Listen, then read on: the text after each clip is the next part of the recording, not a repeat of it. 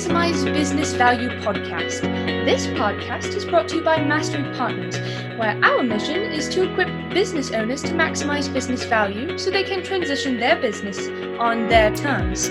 Our mission was born from the lessons we've learned from over 100 business transactions, which fuels our desire to share our experiences and wisdom so you can succeed. Now here's your host, CEO of Mastery Partners, Tom Bronson.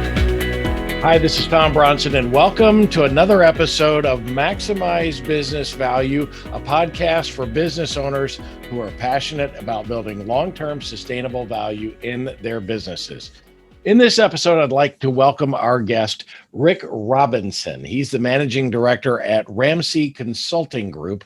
Ramsee focuses on developing and delivering programs in the areas of, are you ready for this list? Leadership development, project management, ERP systems, lean manufacturing, team building, quality systems, strategic planning, motivation, measurement systems, and change management. Good Lord. His client list includes GM, Chrysler, Nortel, Picker, Monte Foods, Steelcase, Texas Health Systems, Dallas HR, and Lloyds of London. And by the way, he's a great golfer and a wicked draw. You got to look out for him. He can draw it around almost any corner, unless, of course, it's a dog leg to the right.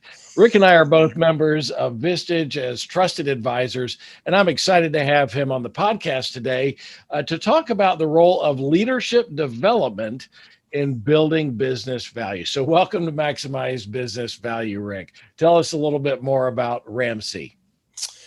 Well, thank you, Tom. Every letter represents something in Ramsee. It's RAMSEE, and the SEE stands for strategy, execution, and engagement. So if you think about all those disparate things that you read off that we do,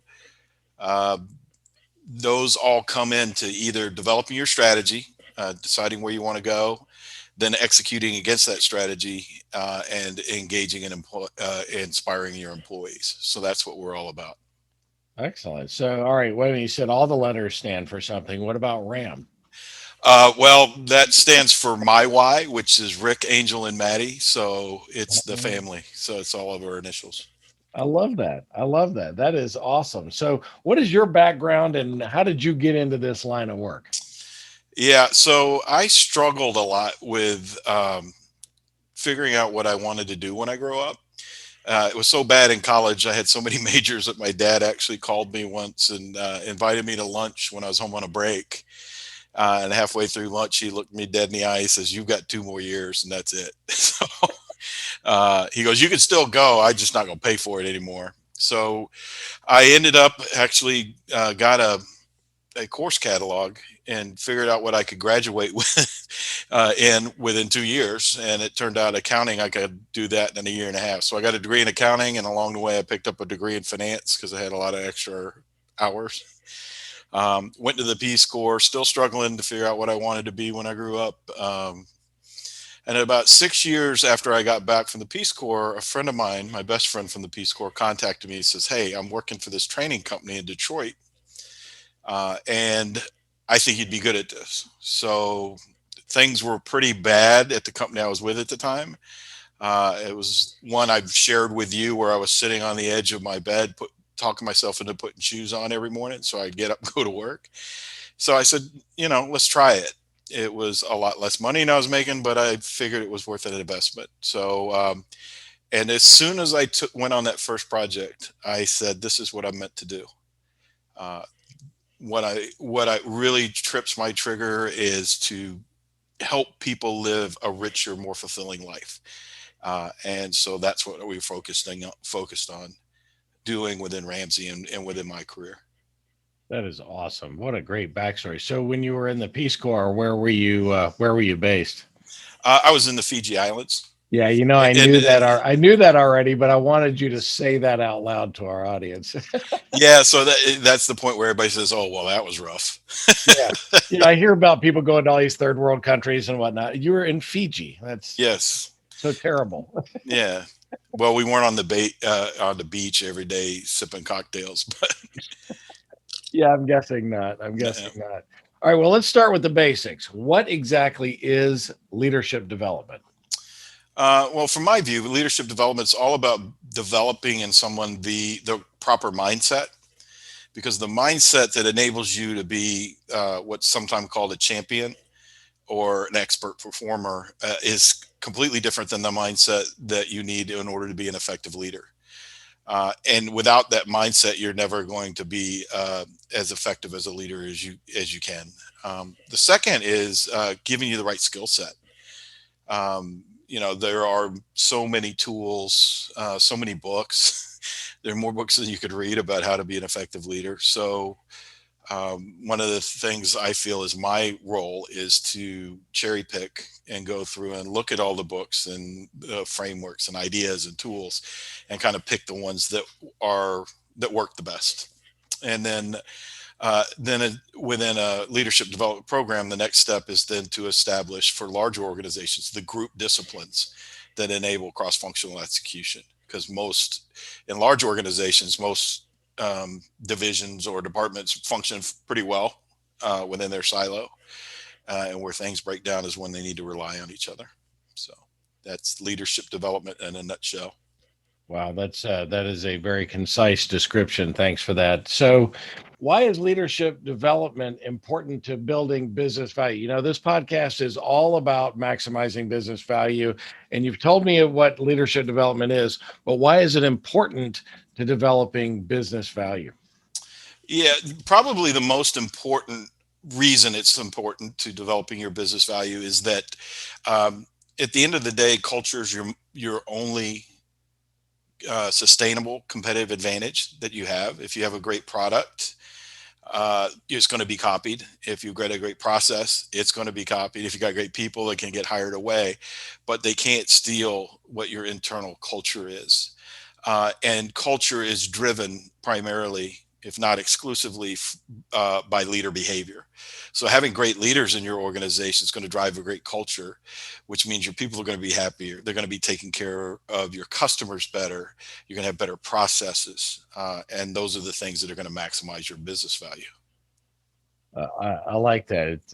I wrote that down. You mentioned that to me the other day. The only sustainable competitive advantage you have is your culture. I've seen a lot of companies that have perhaps their culture is the only sustainable competitive disadvantage.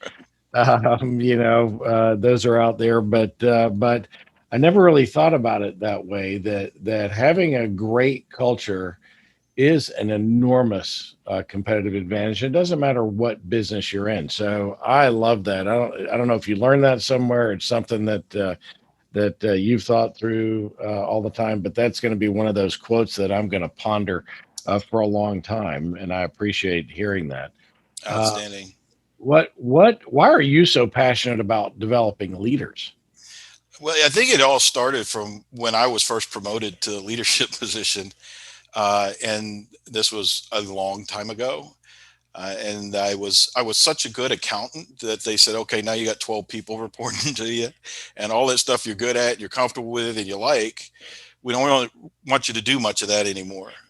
What we want you to do is take care of these 12 people, which you don't know how to do. And they slapped me on the back and said, go get them and let us know if you need any help. And I didn't even know what help to ask for. So I faked it till I made it. I read a bunch of books. I tried a bunch of different things. Some of them worked, some of them didn't. And I know there were a time or two where I was not as happy as I could have been or should have been.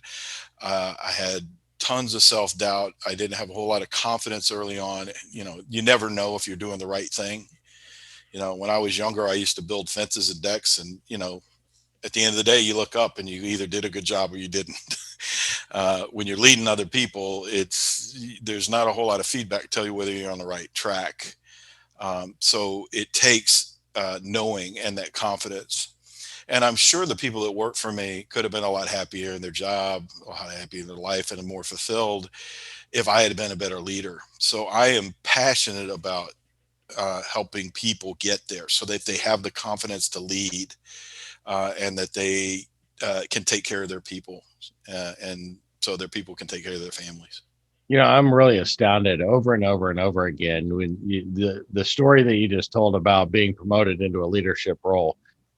Even big companies, that's the way it works so many times, that they're just, okay, here you are, you're the new manager in charge of this. And where I find probably the most, although it happens in every department, right? But where I find the best and examples of that are typically in sales. You have a great salesperson, he's selling a lot of stuff, doing well, and you promote him and you make him sales manager. And when you do that, you've done two terrible things. You've first promoted somebody who is a great salesperson, but probably not a leader and doesn't know anything about leadership. And secondly, you just took your best salesperson out of the field and your sales immediately start dropping. And so I don't know why more companies are not intentional about really developing that leadership role instead of just going, okay, here you go, best of luck, right? What does it take to be a great leader? And so, Yeah, as a matter of fact, there was a study done recently, and that's leadership development's kind of like top of the list for about 70% of executives. They're going to spend between 15 and $25 billion on leadership development programs this year, depending on what source you look at. But the vast majority of them fail, just because they don't think it through. So well, and I've seen stuff like that. Over the years, I've seen a lot of leadership development programs that have worked well, and some that not so much, right? So, what's the difference then? Now that you've kind of cracked that egg open for me, what's the difference between leadership development programs that work and ones that don't work? right. So there's lots of different things that have been called our leadership development program. Everything from book clubs to formal programs, custom programs. There's off-the-shelf programs, but the successful ones all have a few things in common. First, they start by defining what does good look like. So at the end of the program, what do we expect to be different than is true today? So they define that end state or future state. And then we broke it down to really 4 C's, right? So the first one is commitment. You have to have commitment from the top, commitment to change from the executive team, and they have to be bought into the program and behind it. Because of the way we structure it, we're going to be taking people off the floor for a little bit. We're going to be giving them some assignments, and if your boss isn't coming to you and says, "Hey, have you done the homework for the class yet?" You're probably not going to do it. And we can't force anybody to do it. So you got to have commitment. Second is content. You need to have the curated content that works and the tools around it. A lot of business books give you good ideas in theory, but they don't give you a tool to implement it. One of what I consider our strengths is to create those tools around some of these exceptional frameworks. And that content really needs to include an application exercise, which is missing in a lot, right? So they teach you even if it is a tool, they teach you the framework, they teach you the idea, and they expect you to go apply it. And in doing this for 30 years, I would say about 10 to 15% of the people will go out and apply it. Unless I explicitly say, here, I expect you to do this and turn it in. And then we can get up to about 85, 90%. And then we build in competition within that, sometimes between teams, not individuals. We made that mistake because we want people working together, and we get that number up. So the content is key. Then an element that we didn't do early on 20 years ago that we have realized is absolutely critical is coaching. So within that, we give you the content, and then you need help with the application exercise. So the coaching is directive, specifically the application exercise. It's not kind of a loose form. I'm having this problem, although that does sometimes come up. But we really want to coach you through applying that tool. Because when we give it to you, you're new, just like I was new to being a leader, and I don't want to slap you on the back and say, go get them, let them know if you need any help, because you're going to get stuck and quit, because that's what we all do. So if we have a coaching call and I say, you need to try this before the coaching call, And then in the coaching call, we talked about what worked, what didn't, what would you do different. And the 4C is the sense of community. So we built in, in-person sessions, we can do kind of that sense of community. We can learn from each other. We share stories. In the last year, we've started doing group calls. So Zoom calls, a directed Zoom call with breakouts. And, we give you topics to discuss, and you talk about what worked and what didn't for you, so we can learn from each other. So it's commitment, content, coaching, and community are the elements that I think really separate the ones that work and the ones that don't. So the 4 C's: commitment, content, coaching, community. Commitment, that's probably the number one, and not only a commitment from the individual going through it, but the commitment from the company, the leaders, to really hold people accountable and do that. I mean, commitment drives almost everything, strategy, right. Everything. So super important. Same story here. Look, I'm a small business owner. Couldn't I just do this on my own, or why would I need to seek help to do these things that you're talking about? Yeah, so you can most definitely do it on your own. If you want to go out and read about 50 to 100 books and discern which ones are the most relevant. And what happens when we try to do it on our own is, and I'm sure you've seen time after time after time, is the owner leader goes and reads a book and they love it and they go, this is the greatest book ever. They give it to everybody in the team and they say, we're going to implement this. And then, so the first time that happens, everybody goes and reads, they read it and they go, he's going to expect us to implement it. And they start talking about how to implement it. And about that time, he reads another book and he comes walking in and orders everyone for everybody. And that's where this whole flavor of the month comes from. But you can, if you follow that structure and you include the commitment, the content, the coaching, the community, the only question I would have is why build it yourself? You can, when you can turn it, will I even add a 5th C, which is cost effectiveness? Because the program I'm running right now is extremely cost effective. So, it's going to cost you more in the long run, especially if you think about factoring what your time and opportunity costs are. But you certainly could. I don't know why you would. Right. That's funny. The flavor of the month, or the program du jour, I've heard it called many things, or book, book du jour. I worked for a Fortune 1000 company when I sold one of my businesses to them. And I happened to be on one of our corporate aircrafts with our CEO of the parent company, and he was reading a book and he was going on and on and on about it. And so, of course, I went out and picked up the book, and I'm talking to other people in the organization because I was new, right? I had just been acquired. My business had just been acquired, and I want to make a good impression on Pat. He's long since passed away. He was a great guy. But I started commenting on it to some other executives, and they just started laughing at me. And I said, what? They said, it's just the book of the month, Right. Pat's not serious. He's not going to make us, do this. It's just, you shake your head, yes, sir. But it's just book of the month because he's always doing that. And so, and I laughed at that. But I will tell you that he had a great program. It was unfortunate that it was so short and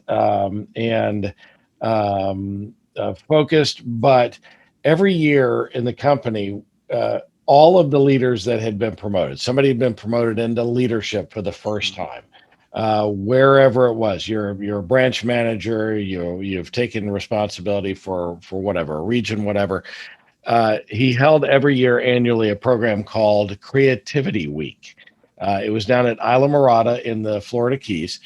And basically we rented out almost the whole resort. But the program was only 2 days for each cohort that came through. Mm-hmm. And every 2 days or every day, they would get 10 more people showing up. So 2 small groups of 5 each. The small groups were led by the CEO and the chief marketing officer. and who'd been there for 20 years, right? And they sent us 4 books in advance, and I want to see if I can remember here. The Goal, Hmm. A Whack on the Side of the Head, a creativity book. Of course, Stephen Covey's 7 Habits. Right. I can't remember. I'll have to think of what the other book was. But they would send that in advance. You have to read those. And then when you got there to Creativity Week, you basically sat with one of these guys and you did case studies of actual stories of things that had happened in the business. Hmm. And then you brainstorm about what to do. And then the executive would tell you what actually happened. So you get your group, you do that for a day with one executive. And then the next day, you move over to the other executive, and a new group joins you, and you're teaching them. That's This awesome. stuff. Yeah, it was so. I mean, it was just a great program. Fond memories of that. I miss Pat. He was a great guy. But even doing something like that, can help really develop the leaders, and giving them real world scenarios, I think made all the difference in the world, because you can read all Yeah. kinds of things you want to in a book, but these each year, these are actual things that happened in the business. They present the problem, and then you discuss it and try to figure out what's the solution. And then the executive would tell you, yes, we agree your solution is good. Let me tell you what actually happened. Yeah. Uh, Yeah. I and love that. You never learn something so well as when you got to teach it to somebody else. exactly, Yeah. exactly. That's the point I wanted to bring out, is that paying it forward instantly, learning it one day and teaching it the next day, because then the executive could hear, are you actually picking up on this stuff? Right? Hmm. Are you actually picking up on the principles that we're looking for? So I love that. It's one of my favorite stories of leadership development. So we're talking with Rick Robinson. Let's take a quick break. We'll be back in 30 seconds. Every business will eventually transition, some internally to employees and managers, and some externally to third-party buyers. Mastery Partners equips business owners to maximize business value so they can transition their businesses on their terms using our 4-step process. We start with a snapshot of where your business is today. Then we help you understand where you want to be and design a custom strategy to get you there. Next, we help you execute that strategy with the assistance of our amazing resource network. And ultimately, you'll be able to transition your business on your terms. What are you waiting for? More time? More revenue? If you want to maximize your business value, it takes time. Now is that time. Get started today by checking us out at www.masterypartners.com or email us at info@masterypartners.com to learn more. We're back with Rick Robinson, Managing Director of Ramsee Consulting Group, and we're talking about the importance of leadership development when it comes to building business value. So, how long have you been doing this work, Rick? Well, I've been in training development for about 32 years, and specifically in leadership development programs for about 18. That's a lot of years. Yeah. It's a lot of years. So, Yeah. And they say age is just a number, but mine's getting to be a pretty big number. So, yeah. And you know what? No matter how old you get, I'll always be older than you. That's my line with my brother. So, mhm, actually, it's the other way around. No matter how old I get, I'll always be younger than him. there you go. So, yeah. So when we talked about this before we were recorded this podcast, you told me that leaders play different roles, and that caught my attention. So tell us more about that. Yeah. Well, real simply, we have identified three main roles of a leader. The first role is to set direction. And it's first not because it's more important, because the other two are as important, but it has to come first, right? So until you know where you're going, you can't have a relevant conversation about whether you have the right people or whether you're in the right seat. You can't have a relevant conversation whether your structure's right or whether you're measuring the right things. It all depends on what it is you're trying to achieve. So we got to set direction. The second thing is then we have to execute against our strategies, right? So I heard it attributed to Ben Franklin is that a vision without the ability to execute it is an hallucination. And if it is Ben Franklin, it's my second favorite Ben Franklin quote. My favorite being beer is proof that God loves us and wants us to be happy. So, and then the third is you need to engage and inspire people. right? So setting direction, execution, and then engaging and inspiring people. And it doesn't, and we don't talk about motivation per se, because if they showed up to work, they're already motivated. It has the same root as the word motion, motor, locomotive. It's all about movement. So if they're moving, they're motivated. What we really want to focus our leaders on is to engage and inspire, right? So just kind of channeling that. And you've heard a lot about employee engagement in the last 5-10 years, and how do we increase employee engagement? And the question I always ask is, what are you giving them to engage with? Have you set a compelling vision? Have you set a compelling direction and shared that with people and invited them to come along with you? Because, in order to get growth, you've got to change. And change is hard. It's uncomfortable because I got to get out of my comfort zone and do something differently. And if I'm going to do that, then I need to be sold on that future, and I have to believe it's going to be worth it. So those are the three roles of a leader from our perspective. Awesome. In fact, on an upcoming podcast, maybe even next week, we're going to have Susan Steinbrecher, and we're going to talk about employee engagement in a remote world. I know you've got a lot of thoughts on that as well. So that'll be a fun podcast. I think it's coming up next week. You recently partnered with Huron Associates. I think it's Huron. Am I pronouncing that correctly? Yes. To create a program called Champion to Leader. So what is that program all about? Yeah, actually, Huron Associates developed this, right? So the leader of Huron Associates is my old friend from the Peace Corps. So the world turns, but things keep coming back. Yep. And we hadn't worked together in probably 5 or 6 years. But he had taken the program we started to develop for some of our clients. And then with COVID in the last year, he made it totally virtual. So he called me for help on some of the coaching end of it.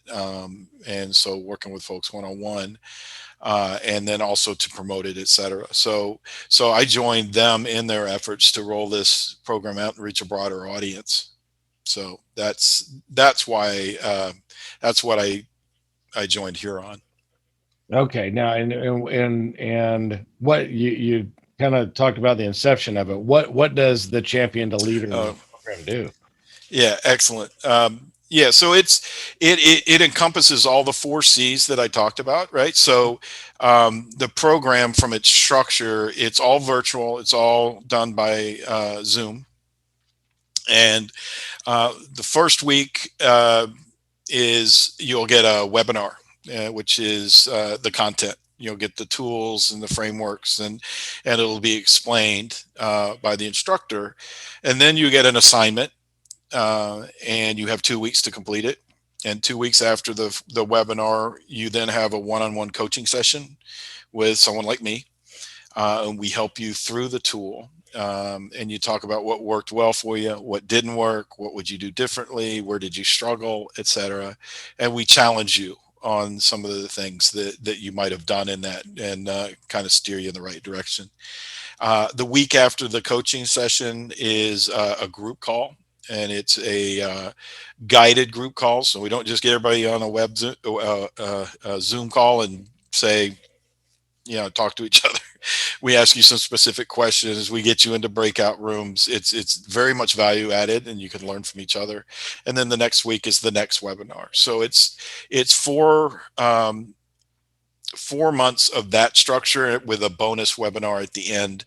That is, you're going to like this. It's totally focused on project planning, project management, because in order to get anything done, you're going to have to do that. And Tom and I spoke yesterday. He mentioned to me that he hated project management. So, and I mentioned I had a tool that might be able to help him. That's right. Well, you know what? We're going to look at that tool, not here, but we're going to look at that, and it might be worthy of another follow-up podcast, because, that's project management. That's sort of the thing that I'm not very good at, but I know that it's necessary, right? But I don't like it. It's kind of like, if you remember, what was it? I think President Bush the first. I don't like broccoli, and I'm not right. So that's crazy. That's just crazy talk right there, because I love broccoli. but I hate project management. So, but consequently, I have to be pretty good at it because I have to stay focused on it. We'll talk about that another time. So, how long the program's 4 months long, you say? Yeah. And you get sort of a peer group component to it when you're challenging them in a peer group setting there. But um, who should be signing up for this? Have you got one starting sometime soon? And who should be signing up for this? Yeah, we have one that's starting early May. I Okay. believe it's May 7th. It'll be on the website. But anybody that has the responsibility of leading others and has a desire to get better, that has a desire to be the kind of boss that everybody wants to work for. So, we've all been in those organizations where, you've got boss A and boss B, and everybody wants to work for boss B and not boss A. And there's a reason for that. And it's usually because boss B cares about them and shows it, and boss B has the tools necessary to be an effective leader. And boss A is basically stuck in what we call champion mode, right? So they're hoping you leave them alone so they can get their spreadsheet done, right? And that mindset promotes what it promotes is you competing with your employees, because you're still trying to be the best at whatever that is. And so in order to be the best, you got to be better than them. So you actually in direct competition with them. That's why it doesn't really work within that dynamic. Wow, no kidding. So really anybody sort of in a leadership role or even new leaders, that kind of thing, might be a good candidate for this. Yeah, new leaders are ideal. We've had feedback from people who've been in leadership roles for 15, 20 years. And the feedback is, some of it was kind of a nice refresher, but it was nice to get the refresher. But just that reminder of being and leading from the right mindset and being intentional about that is just invaluable. Yeah. Yeah. Sometimes having somebody else in there or getting that refresher, getting that reminder, gosh, there's always things that I go, I knew this already. Why haven't I done something about it? Right. Right. And it's interesting. Similarly, our mastery class, which you know about, which is designed. It's a 12-month program. They meet once a month for 12 months, and it's specifically designed for very small businesses, like under $5 million. But we've had participants go through that program who are much, much larger businesses who are reaping as much benefit from it as the small businesses are. We designed it with the small businesses in mind, and I'm very gratified that it's benefiting much larger businesses as well. So if you need a refresher course on leadership, this is a great opportunity. How much does the program cost, or would you rather just go to the website? No, it's fine. It's $4.95 a month for the first 4 months, and then again you get a free bonus webinar in month 5 to help you kind of do a plan for how you're actually going to implement the changes that you talk about. So yeah, and we start with strategy, right? So we start with mindset, because that has to come first. Then we start with defining your vision for your scope of influence. So what do you want your department, your division, your company to look like? And then we go into how do you execute, and then also how do you engage and inspire your people, and pull all that together within the 4 months. Awesome. Sounds like a great program. So and it's a bargain too. Oh yeah. For 4 months. I'm sure that I'm an ROI guy. Everybody who listens to this podcast knows that I am a relentless tracker of ROI, guaranteed a huge ROI on a program like that. All right, we're almost out of time, but one last business question. What's that? I have one thing to say, because you said you use the word guarantee, and we do guarantee it. So not only is it a good ROI, not only is it not a huge price point.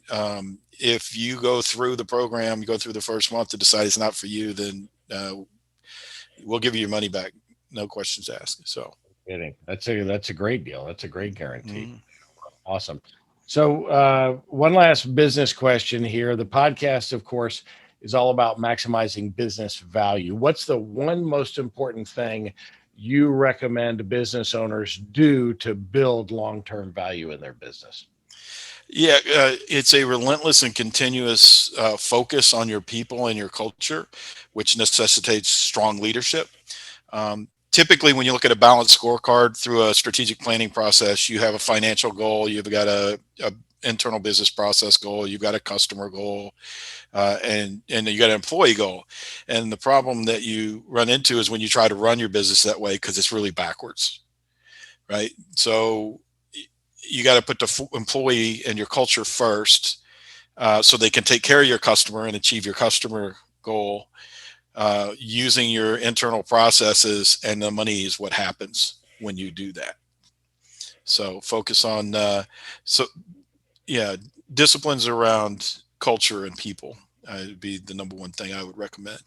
I love that. And don't forget, the only sustainable competitive advantage you have is your culture. And so I've often said that to me, the role of a business owner or a CEO is to be the keeper of the company culture, right? Oh, absolutely. Chief culture officer, if you will. And that is, to me, the most important thing in running a business, because it is your people that gets things done. And as one of my mentors told me a long time ago, that forget about the business, Tom, focus on the people, because if you take care of the people, they'll take care of the business. So, Right. Absolutely. If you were to allow me to have a second one, sure. is have the discipline to make things repeatable, and to run without you. Because if you ever want it to be valuable to somebody else, it can't be relying on you. Yes, exactly. Owner dependency. That is a value killer. Hmm. Our folks know that. So, all right, I tricked you. I'm gonna, now that you gave me a second one, I'm gonna ask you my fun question, which we ask everybody on this podcast, and our listeners pay attention all the way to this point. The bonus question is, what personality trait has gotten you into the most trouble through the years? Oh gosh. Probably blunt honesty. And I'll tell you a story where it kind of illustrates it. I was interviewing for a job about 30 years ago, and they asked me a similar question. They said, "Well, what's your biggest weakness?"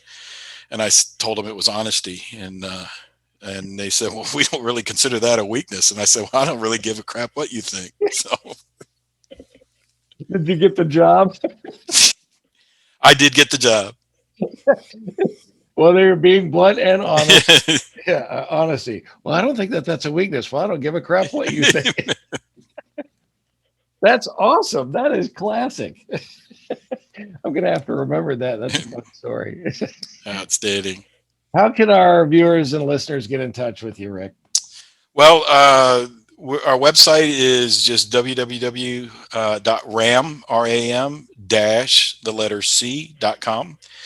My email is rick@ram-c.com, or they can call me on my cell, which is 214-448-5623.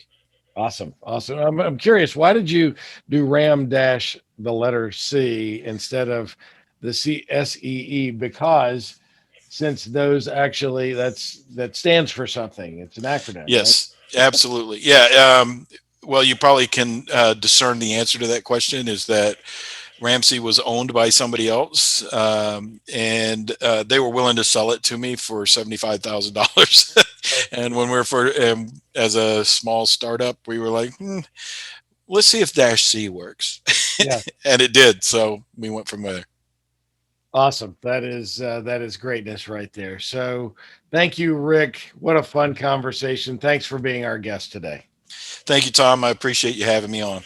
This has been a lot of fun. You can find Rick Robinson at ram-c, the letter C.com, or on LinkedIn. And of course, as always, if you'd like a warm introduction to my good friend, Rick Robinson, then just reach out to me and I will be happy to introduce you to my good friend and golfing buddy. This is the Maximize Business Value podcast, where we give practical advice to business owners on how to build long-term sustainable value in your business. Be sure to tune in each week and follow us wherever you found this podcast. And be sure to comment. We love comments. By the way, I wanted to add one note here. Someone pointed out to me the other day that they didn't realize they've been listening to our podcast and just making notes like crazy.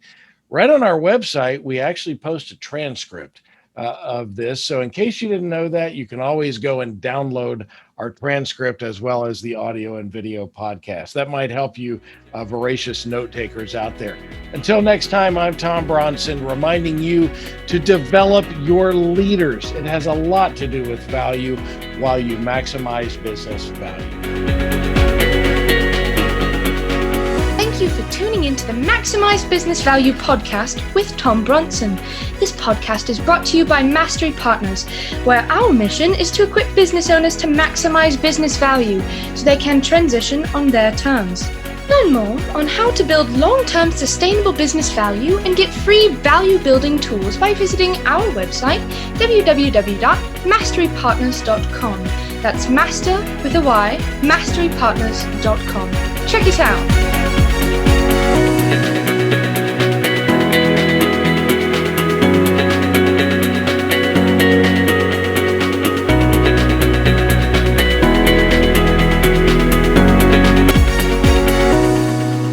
That was perfect. I wouldn't make any changes on that.